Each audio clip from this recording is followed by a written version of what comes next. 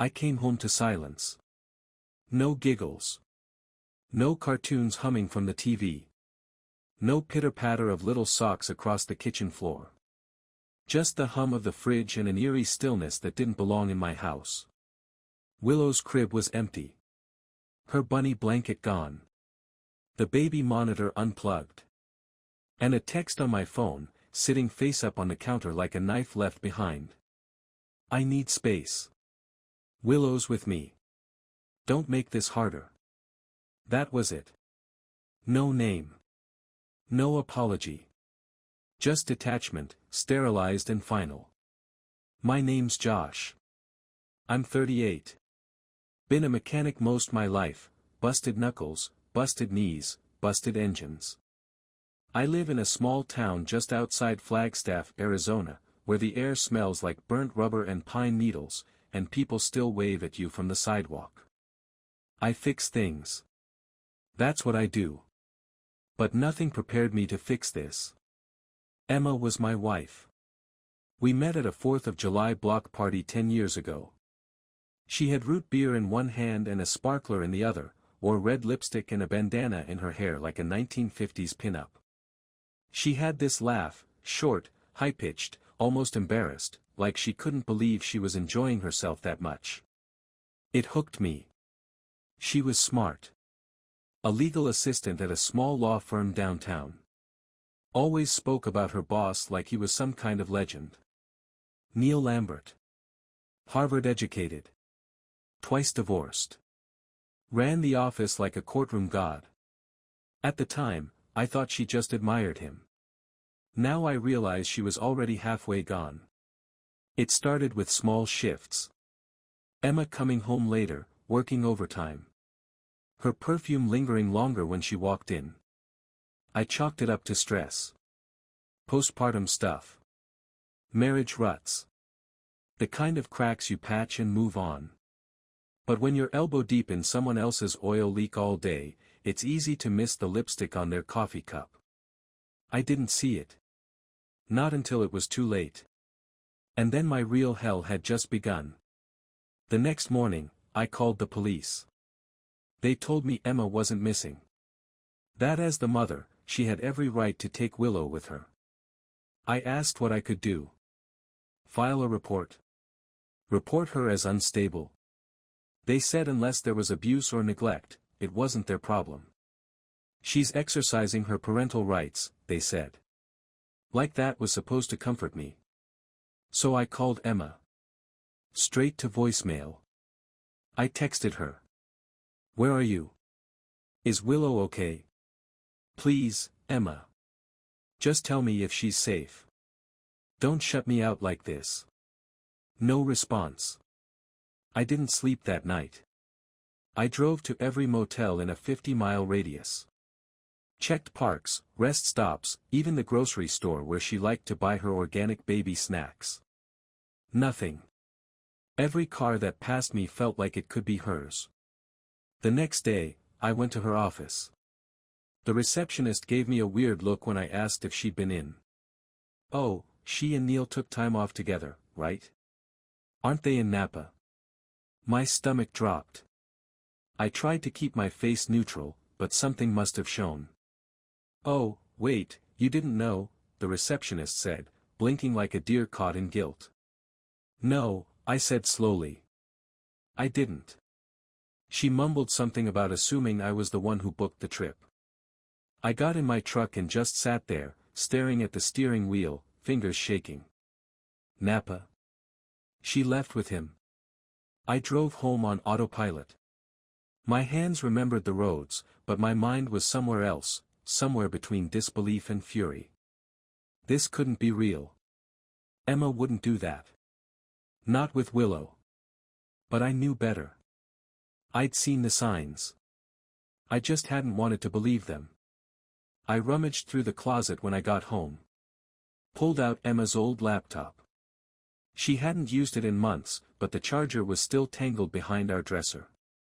I booted it up and, by some miracle, or maybe fate, she hadn't changed the password. The screen flickered on like a spotlight into hell. I opened her email. Her inbox was clean. But her drafts? That's where I found it. One message stood out. To Neil.Lambert at. Subject, I can't stop thinking about yesterday. My heart raced. I clicked it. And what I read made my chest cave in. You made me feel like I was real again. Not just a mom or a wife. A woman. When you said you loved how I looked in that sundress, I almost cried. I want more. I want to be yours. There were photos attached. I hesitated, then clicked. It was Emma. Emma, in that pale blue sundress I bought her last Easter, holding our daughter on her hip, lying on a hotel bed. Curled against a shirtless man I recognized instantly from the firm's Christmas party. Neil. He was twice her age. Smug. Tan. Wore linen shirts in December and spoke like he was allergic to silence. I used to joke that he looked like the kind of guy who paid extra to skip lines at airports. And now, he was holding my daughter like she was his. Emma called him my real home in one message. In another, she said, I never felt safe with Josh. Not the way I do when you're near. That line hit me harder than the photos. Because I was there when Willow had her first fever. I was the one who rocked her to sleep when Emma's milk dried up and she cried from guilt. I fixed the damn water heater at midnight so Emma could take warm baths while recovering from the C-section.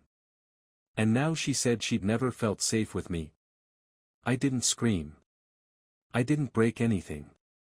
I sat on the floor with the laptop in my lap, the screen dimming slowly as the photos faded into black. I didn't blink. I just sat. The way someone does when they've been gutted clean and don't even realize they're bleeding. At some point, I closed the lid and whispered Willow's name. Because that was the part that truly broke me. Not Emma's betrayal. Not Neil's smug grin in those photos. But the way Willow's tiny body looked nestled against his chest. How she looked comfortable. Asleep. Safe. That night, I stared at the ceiling for hours. The house felt empty, like someone had come and stripped it of love. Her scent still lingered on the pillow, vanilla and coconut, her favorite shampoo. But it wasn't her scent anymore. It was someone else's woman now. There's a kind of pain that doesn't scream. It doesn't thrash or shout or claw at the walls. It just sits there. Heavy. Quiet. Absolute. That's how it felt the morning after I found the photos. Like someone had tied an anchor to my ribs and dropped me into a sea I didn't know how to swim. I sat on the couch for hours, Willow's stuffed bunny in my hands. She used to chew on the ear when she was teething. I remembered how Emma used to laugh, saying it looked like our daughter was whispering secrets to it. Now I was the one whispering. Daddy's coming for you, I said into the soft, dampened fabric. No matter what it takes. I called a lawyer that afternoon. I barely made it through the consultation without breaking down. When I showed her the emails and photos, she didn't flinch. But her words hit harder than any punch. Unless you can prove your daughter's in danger, the court's not going to remove her from her mother's custody. Infidelity alone won't cut it, Josh. I'm sorry. Danger? What do you call a mother who uproots a child in the middle of the night, runs off with a married man, and hides her from her father? I left her office with a folder full of paperwork and a legal bill I couldn't afford. I sat in my truck in the parking lot, staring at the steering wheel like it might steer my life back on track. That night, I cracked Emma's old cloud account. She hadn't deleted everything. There were texts. Hundreds. I scrolled back. I needed to know when it started. How long I'd been living in a lie. The earliest message I found was from over a year ago. Neil, your hair looked incredible today. The way it caught the sunlight in the break room, damn. Emma, stop, I'm a mess after daycare drop-offs. Neil, a beautiful mess. I almost laughed. That was back when Willow had just started solids. Emma was still nursing part-time, exhausted, her body healing. And Neil, this predator, was already creeping in with compliments and subtle lines. Over the weeks, their messages got bolder. I keep dreaming about your legs around me. I think about the way you moaned when I kissed your neck in the file room. You're mine now. He's just noise. One message had a photo. Emma in a silk robe. The same one I bought her for our anniversary. Only now, she was wearing it for someone else. Her fingers pressed the fabric closed, but I could still see the way it gaped at the collarbone, the place I used to kiss every night before bed. I dropped the phone. I wanted to vomit. Instead, I took a deep breath and went to the garage.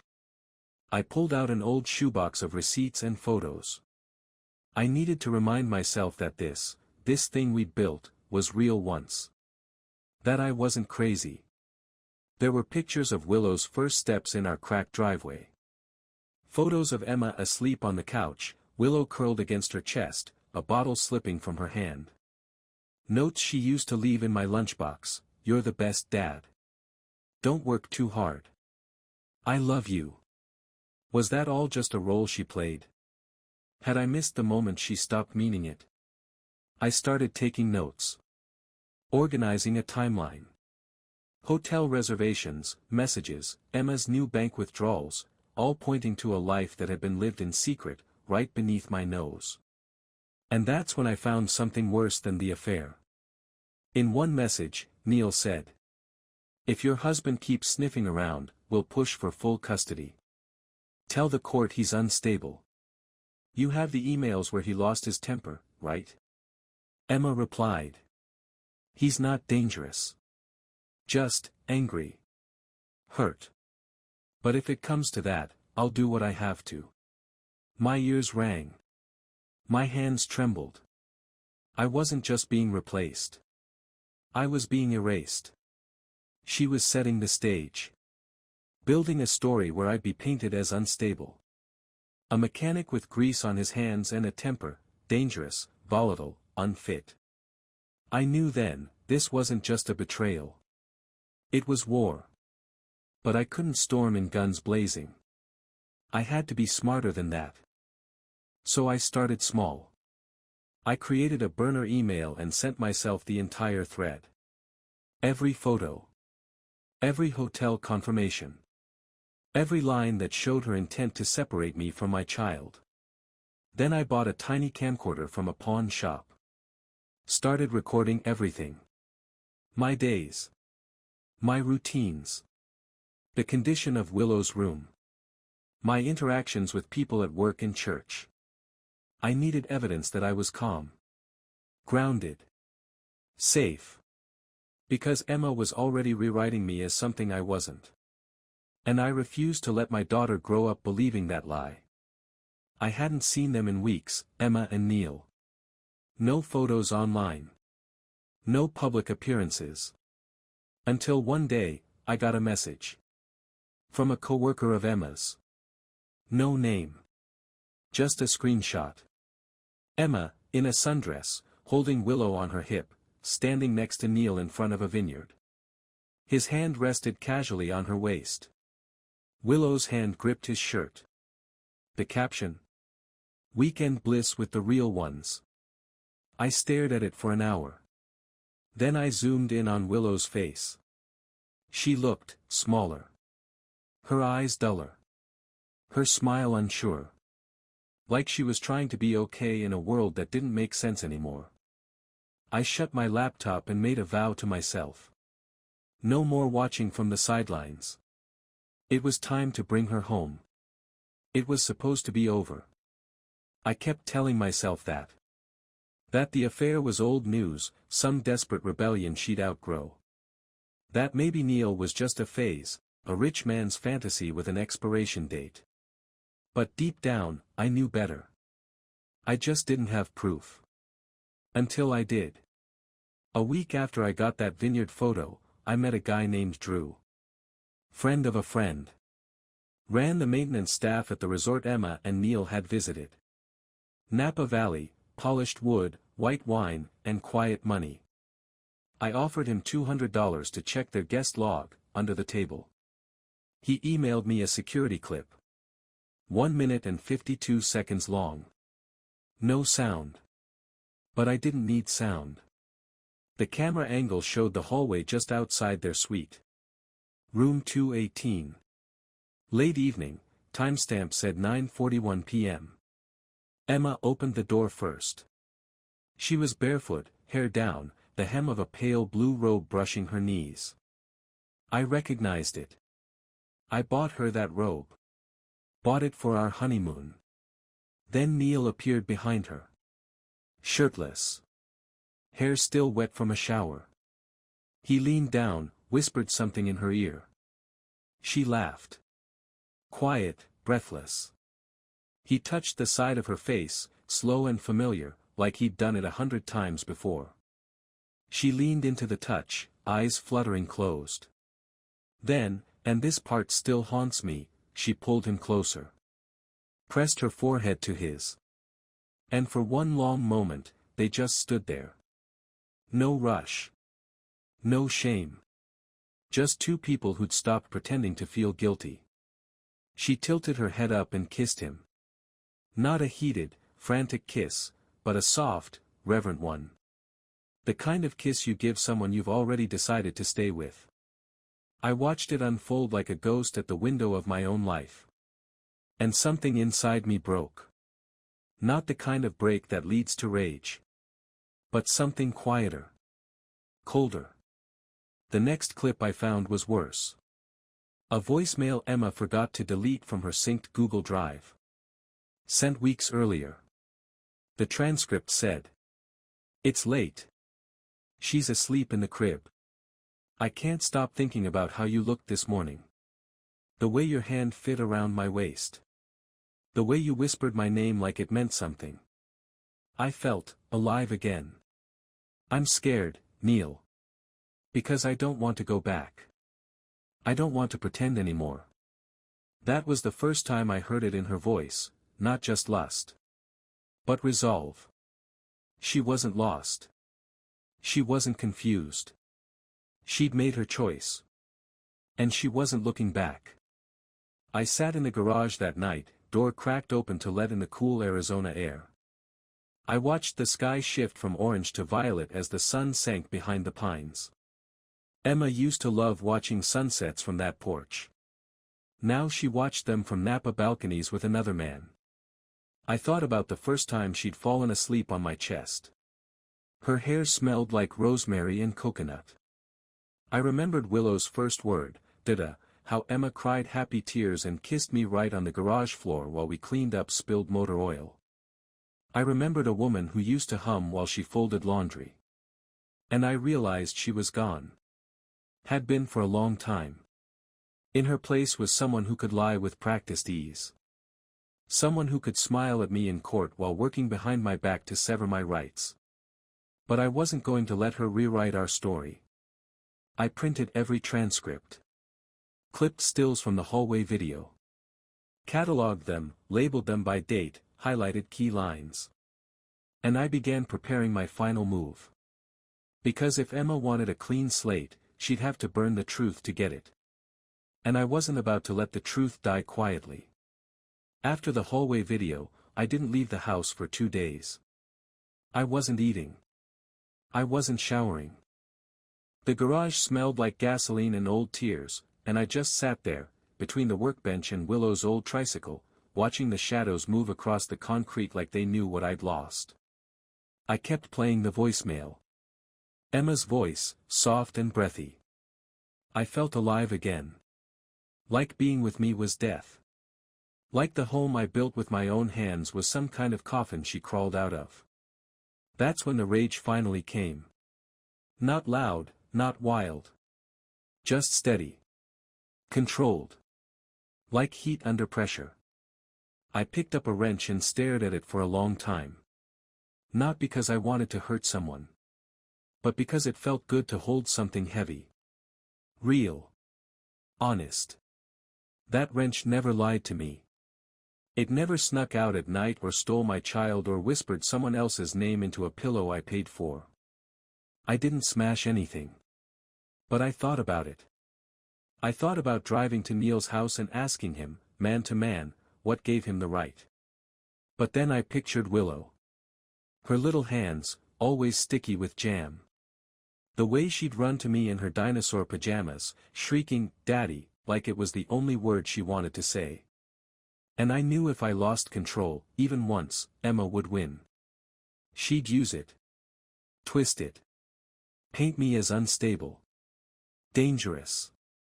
So I stayed in that garage and let the grief shake through me in silence. That night, I wrote a letter. To Emma. I never sent it. But I wrote every word I wished I could scream.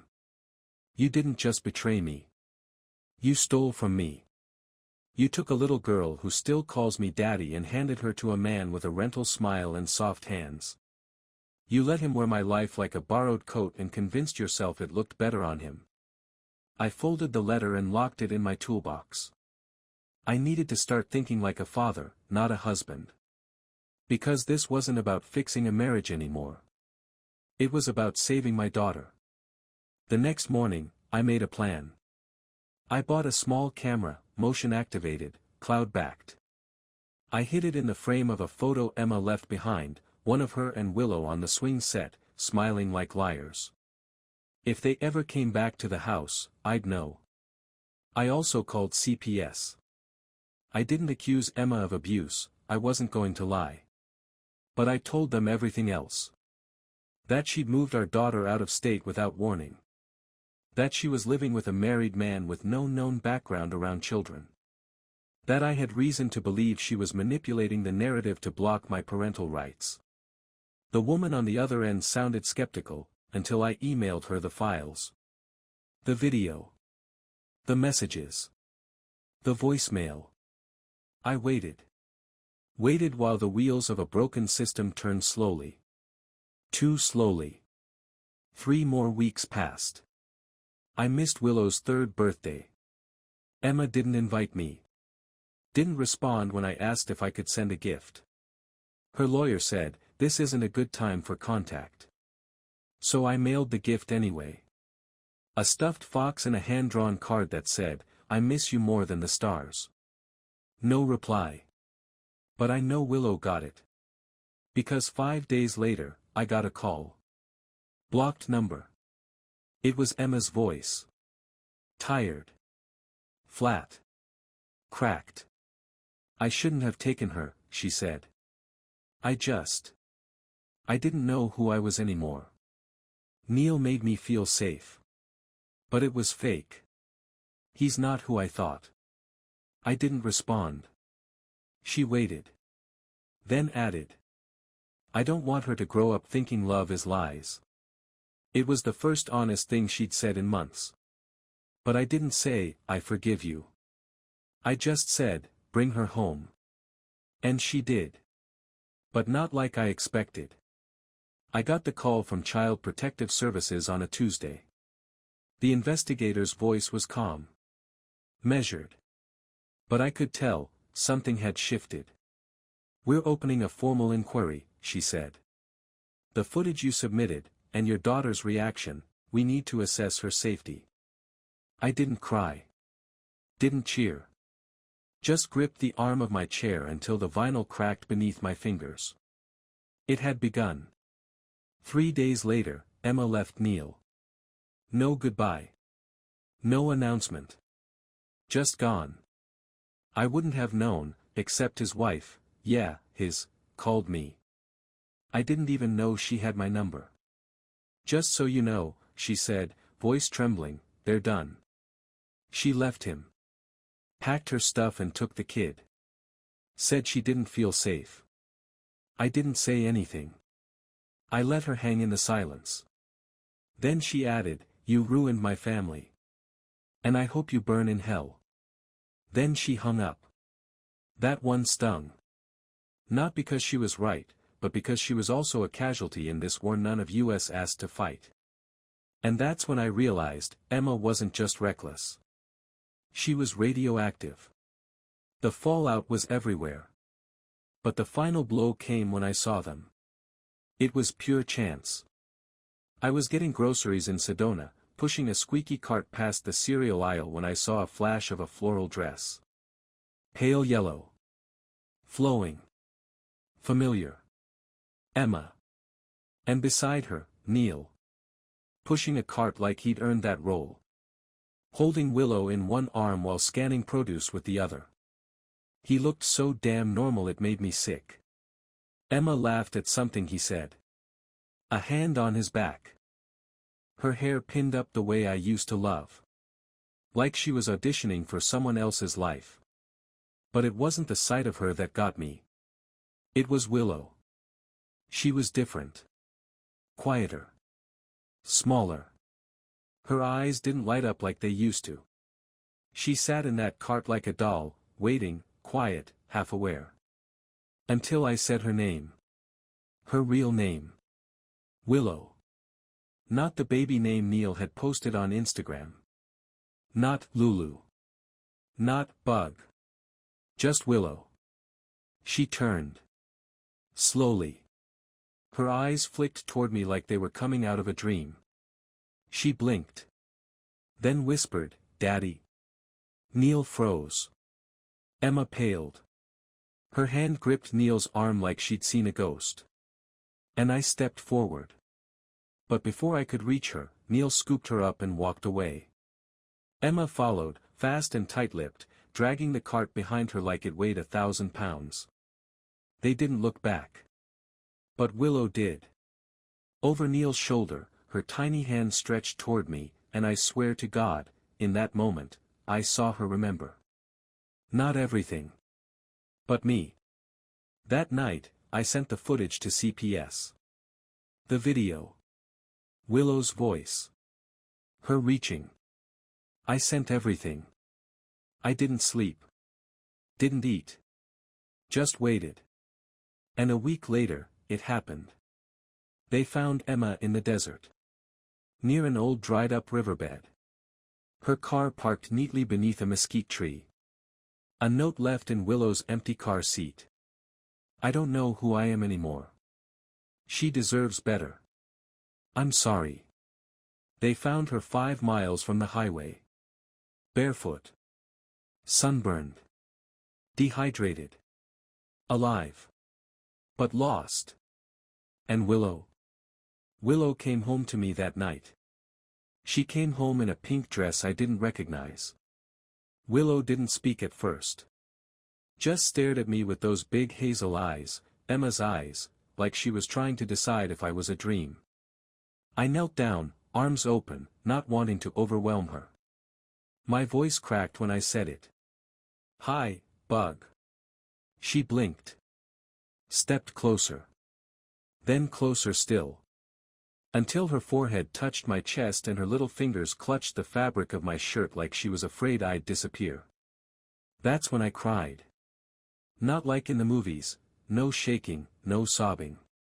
Just silent, uncontrollable tears that soaked her curls while she held on tighter. That night, I made her favorite, dinosaur chicken nuggets and smiley fries. She only picked at the plate, but I didn't care. We watched old home videos on the couch, her first steps, her second birthday, the time she spilled apple juice all over the dog and laughed until she hiccuped. She laughed a little watching them. Only a little. But it was enough. She slept in my bed that night. Curled under my arm, Bunny tucked against her cheek. She flinched when the phone rang once, just before midnight. I turned it off without checking. Whatever it was, it could wait. Emma didn't try to take her back. Maybe she knew she couldn't anymore. Maybe she was finally listening to the part of herself that had whispered, "She deserves better." Willow had nightmares for weeks. She'd wake up screaming, confused, calling for me in voices that didn't sound like hers. One night she asked, "Why doesn't Mommy love you anymore?" I didn't lie.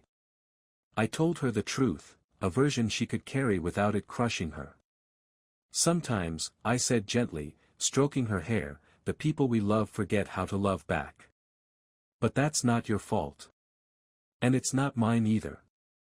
She nodded against my chest. Then whispered, but you stayed. And that was everything. I enrolled her in preschool near the shop. Asked my boss for flexible hours. I started waking up earlier just to pack her lunches, star-shaped sandwiches, little notes in Sharpie on napkins, be kind. Be brave. Daddy loves you. People said I was strong. That I'd done the right thing. But I didn't feel strong. Not really. I felt wrecked. Like a man trying to build a new house out of broken boards. There were nights I still heard Emma's voice in my head. The laugh. The voicemail. The way she looked at Neil like he was some great escape and I was just a dead end. But those echoes got quieter. Because every morning, Willow would burst through the bathroom door while I was shaving, bunny in one hand, and yell, "Daddy." I brushed my teeth all by myself. And somehow, that made everything worth it. I started therapy. I needed to. To untangle the guilt. The fury. The ache of watching someone I loved disassemble our life like it was nothing more than furniture to be rearranged. My therapist said something that stuck. You didn't fail her, Josh. She chose a story where she got to be the victim. And you refused to play along. Now I'm still healing. Still limping a little through the days, heart-wise. But I've stopped asking why. Stopped staring at the rearview mirror of my life wondering if I missed a turn. Instead, I look at Willow. At the way she runs to me with scraped knees and wild stories. At the way she says, "Daddy," like it's her favorite word again. And I realize something. I didn't lose everything. I saved what mattered most. And that's enough. Love didn't protect me. Trust didn't shield me. But in the end, when it all burned down, I stayed.